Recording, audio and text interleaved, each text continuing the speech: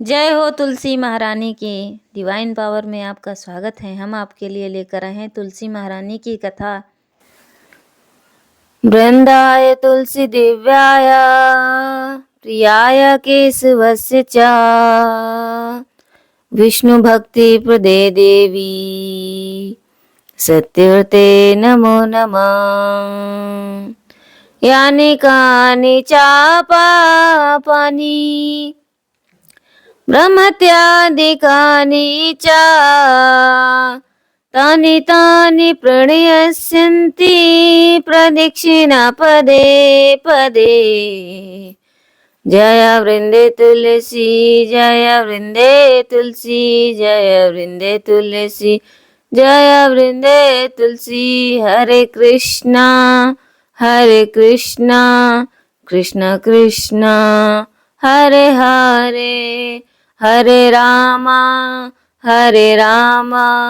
राम राम हरे हरे। हरे कृष्ण। आप सभी वैष्णव भक्त को सादर प्रणाम है। कैसे हैं आप सभी? उम्मीद करते हैं भगवान कृष्ण की कृपा आप लोगों पर असीम है। तो चलो आज हम जानेंगे माता तुलसी की कथा, छल, श्राप और विवाह। जाने क्यों वृंदा ने विष्णु जी को बना दिया शिला। तो सुनिए कथा। तुलसी हिंदू धर्म में अत्यंत पवित्र मानी जाती है। इसे घर में रखने से सुख, समृद्धि और स्वास्थ्य प्राप्त होता है। तुलसी का विवाह भगवान विष्णु के शालिग्राम रूप में आयोजित होता है। हिंदू धर्म में तुलसी को अत्यंत पवित्र और पूजनीय पौधा माना जाता है। धार्मिक मान्यताओं के अनुसार जिस घर में तुलसी का वास होता है वहां यमराज के दूत भी प्रवेश नहीं करते हैं। तुलसी की पूजा को गंगा स्नान के समान पुण्यकारी माना गया है और इसे घर में रखने से सुख, समृद्धि और स्वास्थ्य की प्राप्ति होती है। मृत्यु के समय किसी व्यक्ति के मुख में तुलसी और गंगा जल देने से उसके सभी पापों का नाश होकर वह वैकुंठ धाम को प्राप्त होता है। हर साल इस पवित्र तुलसी का विवाह भगवान विष्णु के साथ शालिग्राम रूप में आयोजित किया जाता है। तो इस वर्ष यह विवाह शुभ अवसर 2 नवंबर को है। तो आप सभी 2 नवंबर को ही तुलसी विवाह करें, क्योंकि वैष्णव एकादशी है जो 2 नवंबर को है। तो 2 नवंबर को मनाया जाएगा 2025। श्रीमद् देवी भागवत पुराण में माता तुलसी के अवतरण की कथा का विस्तार से वर्णन है। कथा में बताया गया है कि जलंधर कौन था, कैसे वृंदा कैसे बनी तुलसी विवाह का वास्तविक घटना क्या है, जिससे तुलसी की पूजा और महत्व और भी अधिक स्पष्ट होता है। श्रीमद् देवी भागवत पुराण के अनुसार एक समय भगवान शिव ने अपने तेज अंश समुद्र में प्रवाहित किया। इस तेज से एक बालक का जन्म हुआ जो बड़ा होकर जलंधर नामक महाबली की पराक्रमी दैत्यराज बना।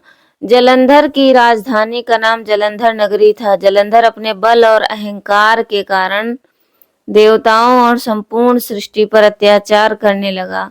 उसने सत्ता के गर्व में चूर होकर पहले माता लक्ष्मी को पाने की इच्छा से युद्ध किया, फिर देवी पार्वती को पाने की लालसा से कैलाश पर्वत पर आ गया। लेकिन देवी पार्वती ने योग बल से तुरंत उसे पहचान लिया और अंतर्ध्यान हो गई।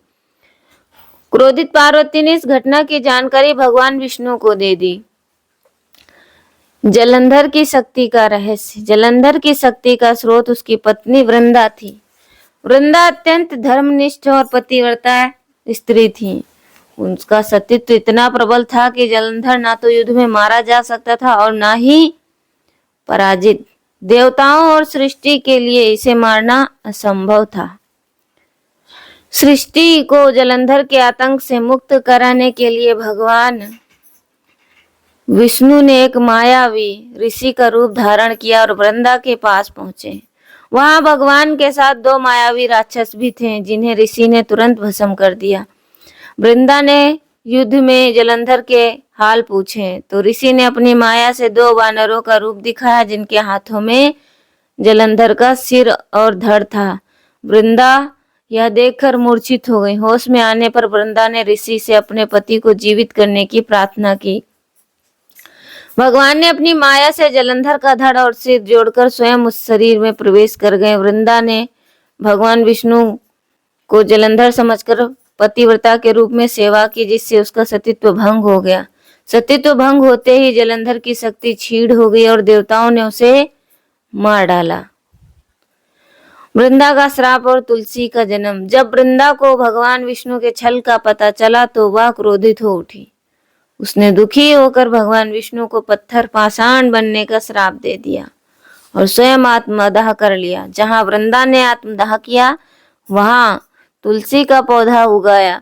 भगवान विष्णु ने शालिग्राम का रूप धारण किया और वृंदा को वरदान दिया कि वह अब तुलसी के रूप में सदा उनके साथ रहेगी। भगवान विष्णु ने कहा, हे वृंदा, तुम्हारा सतीत्व मुझे माता लक्ष्मी से भी अधिक प्रिय है।